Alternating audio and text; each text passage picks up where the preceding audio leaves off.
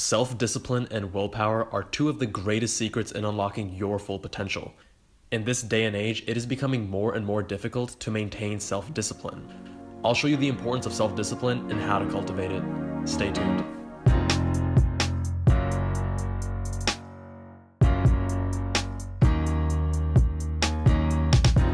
What's going on, guys? Jay from MedSchoolInsiders.com. Let's first go over why self-discipline and willpower are so important. Have you ever been tempted to do something for which you later feel guilty about? Moments like these are usually due to a lapse in judgment or a lack of discipline. Here's the key. With strong self-discipline and willpower, you can do what you need to do in each moment without temptation or laziness getting in the way. Self-discipline lets us grind it out with studying or work even when we do not feel like it. It lets us say no to extra dessert.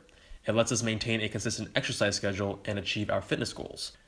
In short, it empowers us to live our lives the way we ideally want to. This translates to stronger grades in school, more energy, improved moods, and looking and feeling better. There are a few theories on how discipline and willpower actually work. The most prominent is the ego depletion model of self-control. This states that the brain is like a muscle with a limited supply of strength that can be depleted. No one is disciplined 100% of the time. We all have lapses. These lapses occur when our discipline muscle is fatigued. Various studies have demonstrated that certain types of mental exertion can compromise subsequent acts of discipline. The studies generally go like this. First, there are two groups of subjects. One group does an activity or exercise that requires high self-control. The other group does an activity requiring very little discipline. Both groups are then subjected to a separate self-control challenge. The group that performed the demanding challenge first later performs poorly, and conversely, the group that did not exhaust their willpower reserves demonstrate better self-discipline. So what does this all exactly mean? For us mere mortals, it says that we do not have infinite reserves of self-discipline and willpower. So while it is important to cultivate and develop your self-discipline, understand that there's also a proper way to harness it. More on that shortly. Now, without discipline, you're letting your life be controlled by your emotions, which is essentially like letting your life be controlled by someone else. There are two ways of approaching a task. You can either say, I will wait until I feel like it, and then I will do it, or you can say, I will do it, and then I will begin to feel like it. Which method do you think is most likely to actually get things done? There are 3 simple steps to cultivate and develop your self-discipline. First, start small. There are many grand ideas and lofty goals that we each have. The key to working towards them is to start small. For example, if your goal is to lose weight, do not start by saying that you want to lose 1 pound of fat per week. Jumping in with this ambitious and lofty goal is only setting yourself up for failure. Start smaller than that. First, eliminate sugary drinks and only drink water with your meals. Once you've mastered that, eliminate the habit of eating dessert after dinner every night. Maybe substitute a serving of fruit instead, and so on and so forth. By starting out with these smaller steps and celebrating small victories, you build momentum and confidence to continue moving forward. Next, practice daily. By starting small, you should have no problem practicing your discipline daily. In doing so, you're building good habits. And we are, after all, creatures of habit. So no excuses, make it happen. The 3rd year of medical school in the US is considered the most demanding year.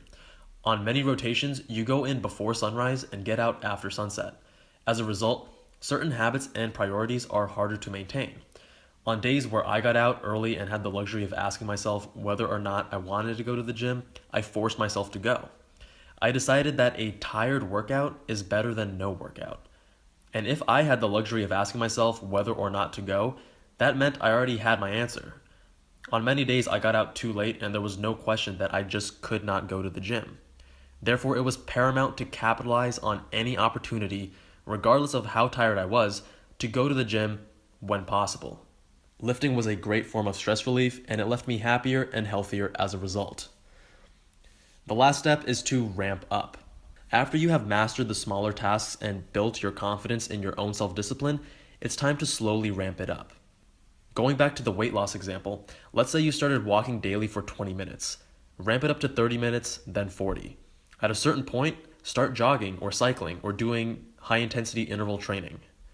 Keep challenging yourself incrementally. You don't go from walking 20 minutes to running a marathon, but you can certainly get there in a stepwise manner if you work at it. Quick disclaimer, this is just an example. Obviously, figure out what works best for you and speak to a professional before you start any rigorous physical activity. Now, some other tips and common misconceptions. First, make it easier on your future self. As I said earlier, your willpower reserves are limited. Therefore, make it easier on your future self by planning ahead and putting yourself in situations that are more conducive to achieving your goals and sticking to your habits. It's easy to avoid junk food and drink only water when you're not starving or dehydrated. The times you are most likely to fail are when you do not have healthy alternatives and you are left with the choice of either eating junk food or being really hungry. Similarly, if you do not buy ice cream or candy and just don't keep that stuff in the house, it will be much easier for you to refrain from eating sweets when you do get those late night munchies. Second, build the appropriate systems. At the end of the day, we are humans and our emotions and impulses hold great weight in our behaviors. Therefore, incentivize yourself with rewards and discourage undesirable behavior with consequences. I personally love dark chocolate, and I would reward myself for going to the gym by having a bit of dark chocolate post-workout.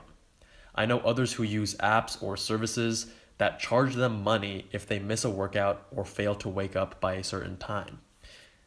These systems are going to vary by person, so figure out what works best for you. And last, the misconception of doing what you love. One of the most misunderstood concepts I hear over and over again is to do what you love. We've all heard the quote by Mark Anthony, "If you do what you love, you'll never work a day in your life." There is great merit in this quote, but no matter what you do, there will be things you enjoy and things you do not. People often get turned off by the parts they do not enjoy and then give up on the whole idea. The key is to grow to love the process. I love reconstructive plastic surgery. I love education. I love empowering students through these YouTube videos. I love healthcare innovation. I love sports cars and racing my car at the track. But each of these pursuits also has drawbacks, parts that I do not love. And that's where discipline comes into play. So with discipline, I've been able to stick with the pre-med years in college, 4 years of medical school, and now residency. I've endured tough times, the less fun times, and that has allowed me to grow, to love the process the further I move along. Being exhausted and memorizing biochemical pathways on a Friday night is not my idea of fun, but the sense of accomplishment, learning vast amounts of information, applying that knowledge, helping patients, and seeing myself improve is immensely rewarding. Sure, there are things I would change about medical education in the US and healthcare as a whole, but I have grown to love the process that I am in. So how can you grow to love your process? This idea deserves a video on its own, but in short, appreciate the craftsmanship of your work. Focus on developing skills and mastery, and you will be rewarded. Autonomy, creativity, impact, and recognition add value to one's pursuits. But you are not entitled to this. You have to earn it. Now, one of my friends is doing her intern year right now, which is the first year of residency after you graduate medical school. She has set a goal to always take the stairs over the elevator. On some days, she has climbed more than 100 flights of stairs. That isn't only great for cultivating self-discipline, but it's a great exercise that helps maintain and improve her physical fitness, as well as improve her mood and energy levels. So let us know in the comments below how you practice your self-discipline daily. If you don't feel very self-disciplined right now, identify one habit you will begin today and let us know what that is in the comments below. Thank you all so much for watching. If you like this video, make sure you press that like button. New videos every week, so hit subscribe if you have not already, and I will see you guys in that next one.